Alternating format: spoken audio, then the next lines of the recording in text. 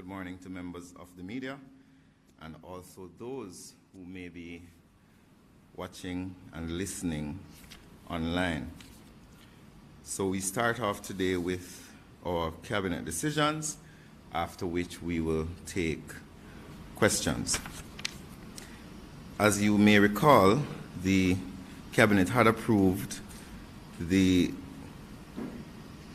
new Firearms Act 2022, which was tabled in Parliament and which will now go to a joint select committee in short order. There is also the approval of amendments to the Insurance Act, which was done recently by Cabinet, as well as the approval of Jamaica to host the 2022 National Determined Contribution Partnership Spring Steering Committee meeting.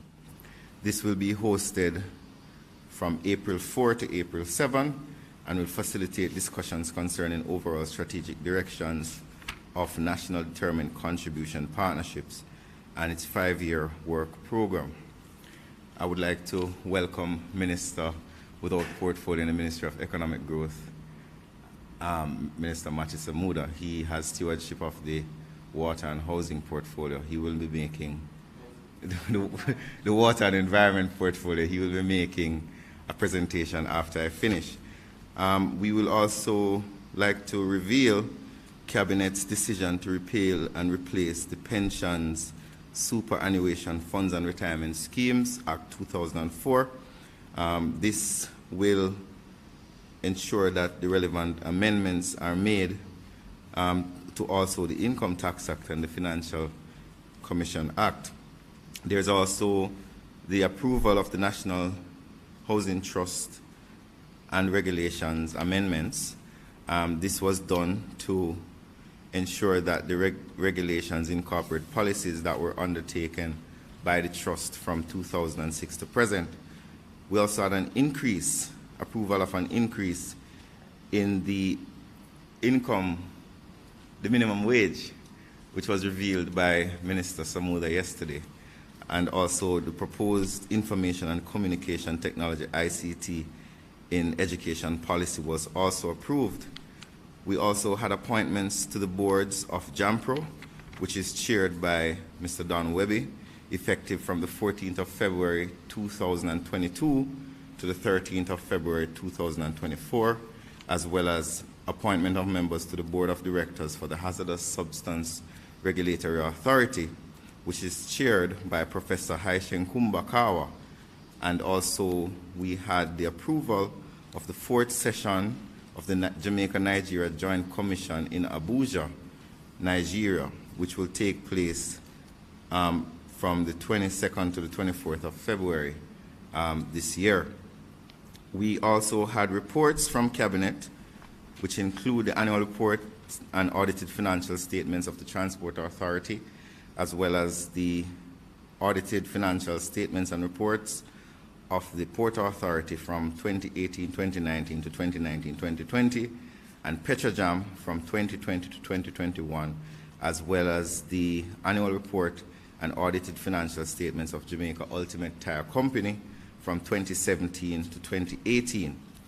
We also had the approval of contracts for panic alarm system at Garmex Free Zone by the Garmex Group to the value of $81 million, as well as approval of contracts for ground maintenance services at Petrojam for $69 million, as well as closed user group services to Cable and Wireless Jamaica Limited for the Ministry of Finance and Public Service for $34 million, and the approval of a provision of preventative maintenance services of air traffic management systems for US $2 million to Thales Air Systems SAS, and the award of contract for the provision of group health and life and accidental death, dismemberment and disability insurance for the employees of the National Health Fund to the tune of $117 million to Guardian Life Limited. I'll now invite Minister Samuda to make his presentation, after which we will take questions. Minister.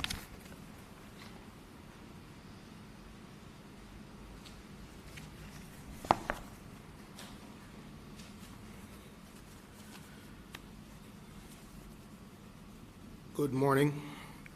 Thank you for the invitation, Minister Morgan, Madam Press Secretary. Pleasure to join you, and to members of the media.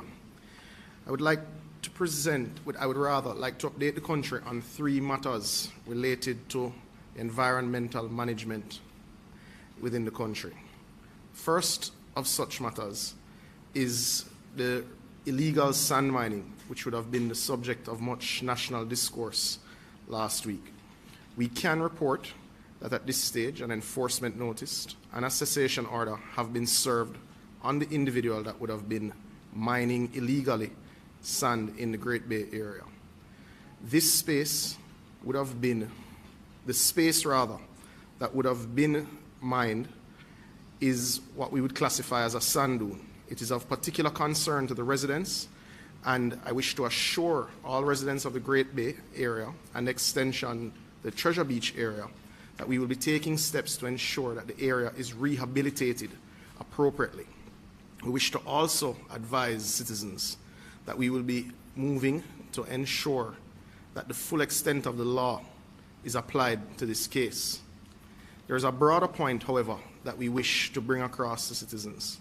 We encourage you to bring to our attention matters of environmental concern. NEPA, the police, no enforcement agency will ever have the full footprint that we wish we would have in Jamaica. So we need you to be our eyes and ears. When matters of this nature are brought to our attention, we will take the strongest action possible within the law. And that is a point that we think needs to be made. We know that the issue of sand mining in particular has been of concern to citizens for a long time, and we intend to work diligently to strengthen the laws that are related to this space, as well as to ensure that our enforcement keeps pace. The other point I think the country should be aware, I would have given this report to Cabinet on Monday. Under the instructions of the Prime Minister, we will begin taking steps to look at the legal protection of this area and the sand dunes along the southern corridor.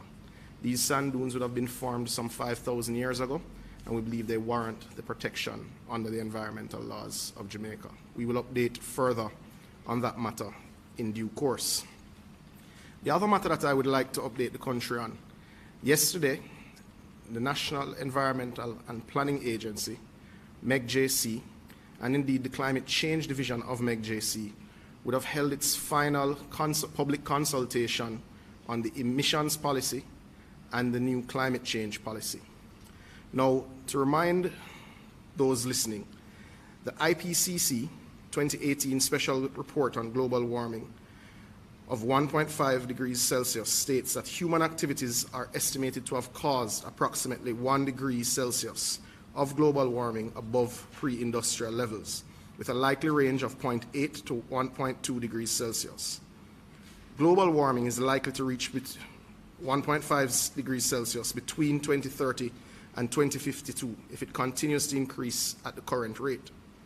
The impacts of temperature increases above 1.5 degrees Celsius are devastating to the globe as a whole, but to us as a small island developing state are particularly devastating to our land usage, our energy sources, industry, buildings, transports, and cities, and to human health generally. It is important that we recall that we live in a country where 70% of our citizens live within 5 kilometers of the coast.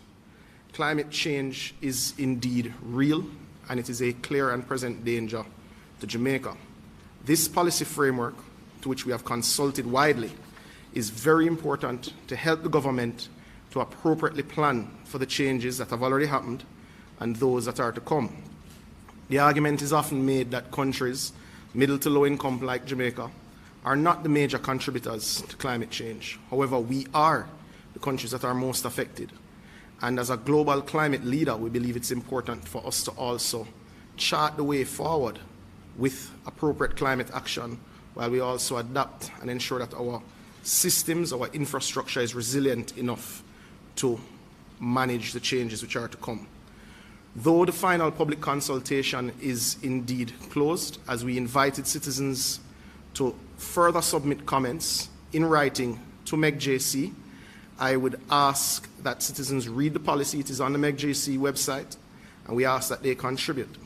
Now, an important distinction has to be made, and we were at pains to make it both in our private consultations with manufacturers, with the private sector in general, with NGOs, and with the youth consultations. The emissions policy is a close cousin of the climate change policy. It is important to note that the emissions policy goes much further in looking at general air quality. The WHO considers air pollution to be the greatest environmental risk to health.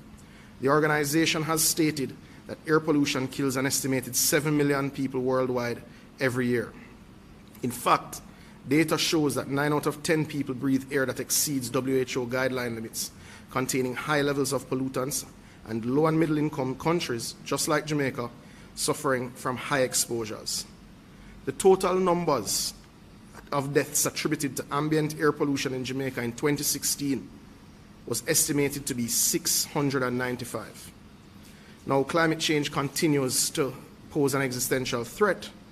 However, air pollution cannot be ignored as a clear and immediate danger. This policy seeks to address that. So we invite further comments. When we have taken all the comments into consideration, we will present the policies to Cabinet, and from there we will update the country by way of the Parliament on the extent of these policies. The final point I would like to make, Minister Morgan, with your leave, is Jamaica will participate on Monday in the UN Environmental Congress. This will be held and managed by UNEP. Members of the media should recall that UNEP has 2 regional and sub-regional bodies actually anchored in Jamaica, and Jamaica considers itself a main player in the region for environmental protection. Jamaica would have participated just under a month ago in Costa Rica in the regional planning session for these meetings in Kenya. We sought to come to a landing on regional positions on issues of protecting biodiversity and plastic pollution. Jamaica's position will be very strong in these meetings to come, as many of our policies are indeed geared and aimed at improving our own legislative framework to deal with the issues of biodiversity loss and indeed plastic pollution. Thank you.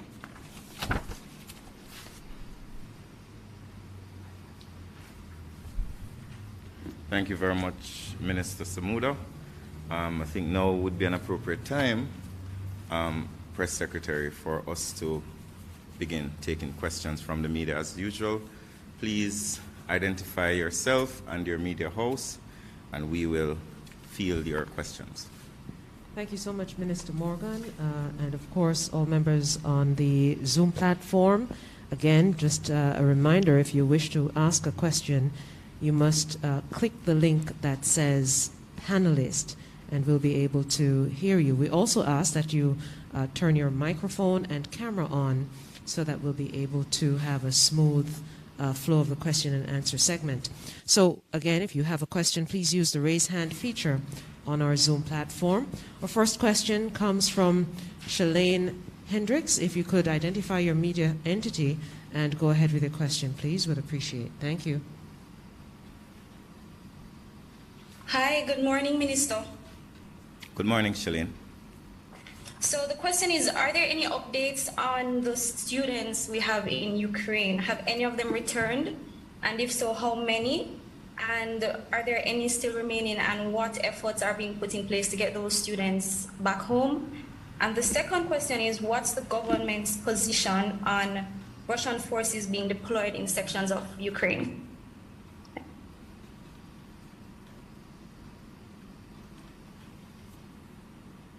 So we can confirm, based on information from the Ministry of Foreign Affairs and Foreign Trade, that we're aware of 7 students who have left, who were supposed to have left yesterday rather, and 2 are scheduled to leave on Thursday. We can also confirm that we have tried to facilitate as much as possible the interest of the students in the Ukraine, but we have also faced challenges, because while our staff and the Foreign Service have been making efforts, the reality is that we have not been able to contact consistently all of them. We've reached out, some have responded, some have not. the public should remember that at the last briefing, we mentioned that the students will be able to transit through Germany without the need for a Schengen visa if they are transiting within a 24-hour period. Other than that, I don't think there is much more to report, but I understand that the minister may give a further update on the matter. We want to also advise the students, as we have done consistently, that as things evolve, they should consider their position within the Ukraine to ensure that they make the best decision for their safety and well-being. And that's the best advice I think we can give. But we will always continue to work and see how we can find ways of assisting them however we can. As it relates to the position on the Ukraine, I think I will leave that to the Minister of Foreign Affairs, as she has custody of those matters. So it wouldn't be appropriate for me to pronounce on such a matter of such great magnitude that the Ministry and the Minister of Foreign Affairs would have authority to speak on at this time. And I'm sure eventually she will make a comment on it. Could we have the other question, please? Thank you, Minister. Let's go over to Mr. Gavin Riley. Gavin, once again, could you remind us of the media entity you represent and go ahead with your question?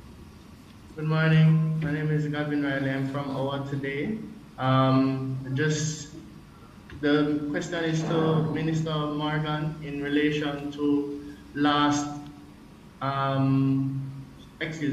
the previous post-cabinet press briefing. A question was raised and in relation to the upcoming visits of the Duke and Duchess of Cambridge, and you directed journalists to the Governor General's office. However, on contacting the Governor General's office in King's House, they have redirected us back to the office of the Prime Minister.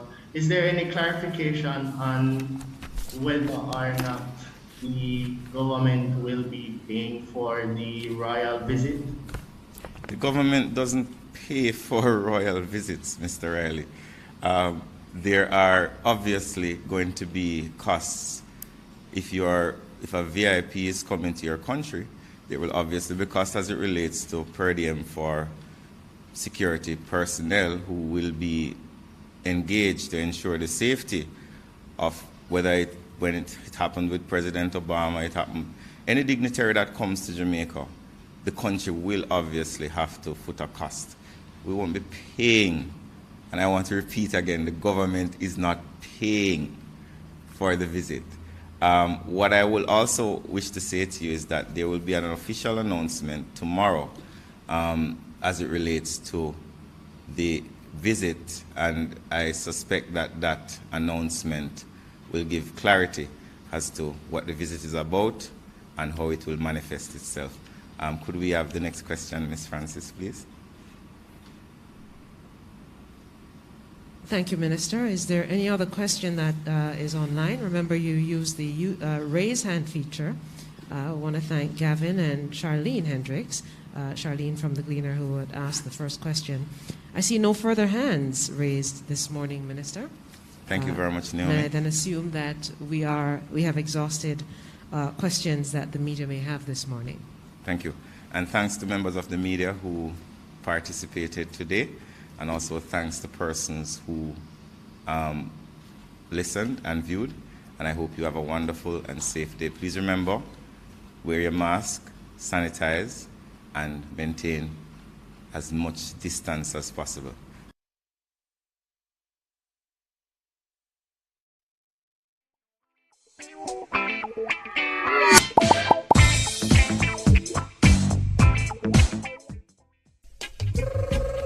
Come ring the alarm. The dust has finally settled. The day of reckoning has arrived. Only two sounds have been left standing. Rough Cut and Kush International. All scores will be settled this Saturday night, February 26, 10 p.m. in the final showdown of Echoes of Sound Systems. It's a dancehall thing. Who will be the Reggae Month 2022 champion sound? Will it be Rough Cut? Rough Cut! Power up to them, Will boy. it be Kush International? Kush International! Catch all the action on PBCJ, JCDC Facebook page and across social media this Saturday, February 26, 10 p.m. Echoes of Sound Systems. Another exciting Reggae Month event.